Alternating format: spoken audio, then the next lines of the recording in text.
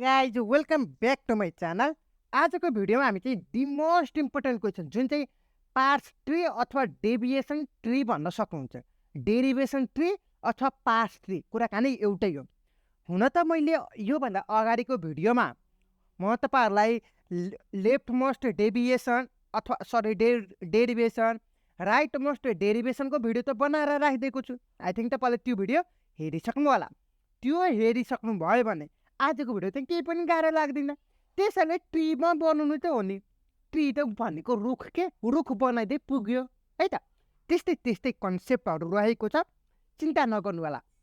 हामीले चाहिँ फर्दर भिडियोमा त थुप्रै खालको इक्जाम्पल पनि गर्नेछ जुन चाहिँ पास्ट ट्रीको भन्न सक्नुहुन्छ अथवा डेरिभेसन ट्री कुराकानी एउटै हो।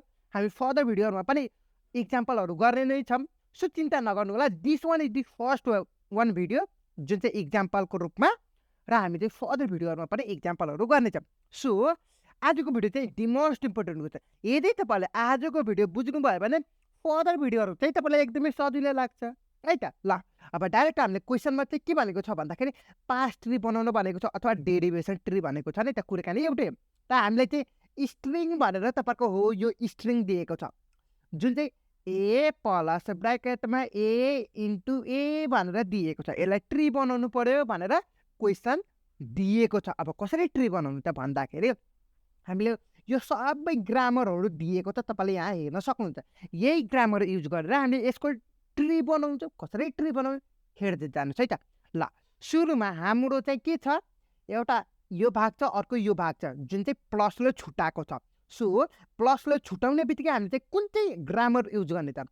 यस इम्प्लाइज प्लस भनेपछि बिचमा प्लस छ नि त। यो चाहिँ यसको भाग, यता पनि यसको भाग, बिचमा प्लस चाहिँ सेम छ। सो हाम्रो चाहिँ यसदेखि यो एउटा यस भयो, यो अर्को यस भयो, बिचमा हाम्रो चाहिँ के छ, प्लसले छुट्याएको छ।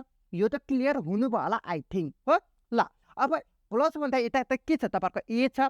सो हामीले यस इम्प्लाइज ए छ, सो डाइरेक्ट हामीले यसको ठाउँमा ए राखिदिन्छौँ हो। ल अहिलेसम्म तपाईँलाई केही पनि कन्फ्युजन छैन होला पक्कै पनि।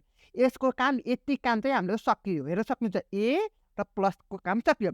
अब यताको काम बाँकी रह्यो जुन चाहिँ एउटा ओपनिङ ब्राकेट रहेको छ, ओपनिङ ब्राकेट क्लोजिङ ब्राकेट रहेको छ, जुन चाहिँ तपाईँले यो प्रोडक्सन युज गर्न मिल्छ, अभियसली मिल्छ होला पक्कै पनि होइन र। ल हेर्दै जानुहोस् त के छ, ओपनिङ ब्राकेट, त्यसपछि तपाईँको यस छ, त्यसपछि क्लोजिङ ब्राकेट भयो हो। त्यसपछि हाम्रो ओपनिङ र क्लोजिङ ब्राकेट पनि भयो। अब बिचमा तपाईँहरूको चाहिँ के छ भन्दाखेरि ए इन्टु ए को रहेको छ, जुन चाहिँ तपाईँहरूको यो प्रोडक्सन युज गर्न मिल्छ, अभियसली मिल्छ होला पक्कै पनि। सो यहाँ चाहिँ तपाईँहरूको यस लेख्नुहोस्, त्यसपछि मल्टिप्लाई लेख्नुहोस्, र अर्को चाहिँ तपाईँहरूको यस लेखिदिनुहोस्। अब ए र ए त छ नि त, यहाँ चाहिँ तपाईँहरूको ए छ, सो यसको ठाउँमा तपाईँहरूको ए लेखिदिनुहोस्, यहाँ पनि ए लेखिदिनुहोस्, काम सकियो। यसैलाई नै हामीले के भन्छौँ त भन्दाखेरि पास्ट ट्री भन्छौँ अथवा तपाईँहरूको डेरिभेसन ट्री भन्न सक्छौँ। अब चाहिँ हेरौँ न त हाम्रो यो स्ट्रिङ म्याच भएको छ कि छैन भनेर हेरौँ त। ल सुरुमा हामीले यहाँबाट स्टार्टिङ गऱ्यौँ, सुरुमा ए छ, यहाँ पनि ए छ, हेर्न सक्नुहुन्छ ए आयो हो। त्यसपछि हामी ए आएपछि त्यसपछि प्लस आएको छ, प्लस पनि आयो। त्यसपछि प्लस भएपछि ओपनिङ ब्राकेट पनि आयो हो। त्यसपछि सिङ्गल सिधै यसरी गएको छ। त्यसपछि अर्को के छ, यहाँ प्लस ओपनिङ ब्राकेट भएपछि फेरि यता गएर यता यसरी आउँदा पनि भयो। यहाँ यस छ, तल फेरि कति छ, ए छ, सो यहाँ ए भयो। त्यसपछि यहाँ ओ यसरी गएर फेरि यसरी फर्किँदाखेरि तपाईँको मल्टिप्लाई छ, मल्टिप्लाई भयो। फेरि तपाईँको फर्किँदाखेरि यसरी फर्किँदाखेरि तपाईँको के छ, यहाँ अर्को ए आयो। फेरि यताबाट यसरी जाँदाखेरि तपाईँको क्लोजिङ ब्राकेट भयो। र हाम्रो चाहिँ कहाँ पुग्यो, फेरि यही छ। यहीँबाट स्टार्टिङ गरेर घुम्दै इन्डिङ पनि यही छ। र हाम्रो चाहिँ के छ, यो हाम्रो पाठहरू ट्राभल गर्दाखेरि हाम्रो यही फङ्सन छ, स्ट्रिङ पनि यही दिएको छ।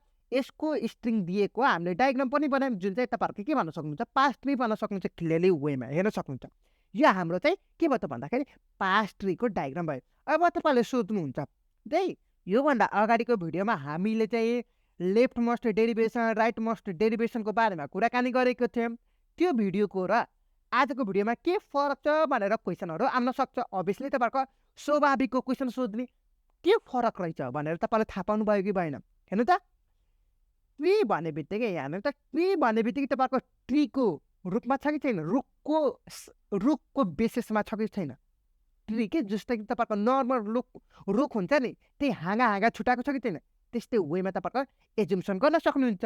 यो चाहिँ ट्री भनेपछि यसरी डायग्राम बनाउनु पर्ने हुन्छ र तपाईँहरूको सिम्पली तपाईँहरूको राइट मोस्ट डेरिभेसन भन्यो भने तपाईँहरूको ट्री नबनाउँदा पनि हुन्छ। जुन चाहिँ अघिल्लो भिडियो जुन चाहिँ योभन्दा अगाडिको भिडियोमा जसरी देखाएको थियो त्यसरी नै गर्ने हो है त। ट्री भनेपछि तपाईँहरूको क्वेसनमा ट्री भनेपछि यसरी हाँगोहरू देखाउनु पर्यो जुन चाहिँ क्लियरली वेमा हेर्न सक्नुहुन्छ।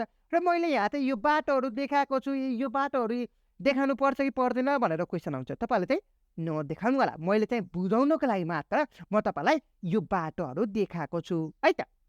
ल this one is the first example of the past tree. अब नेक्स्ट भिडियोमा म तपाईँलाई अर्को इक्जाम्पल लिएर आउने नै छौँ। सो फर द्याट च्यानललाई सब्सक्राइब गर्नुभएको छैन भने च्यानललाई सब्सक्राइब गर्न नबिर्सिनु होला र आजको भिडियो तपाईँलाई कस्तो लाग्यो फिडब्याक चाहिँ दिन नबिर्सिनु। So see you in the next video. Till then have a good day.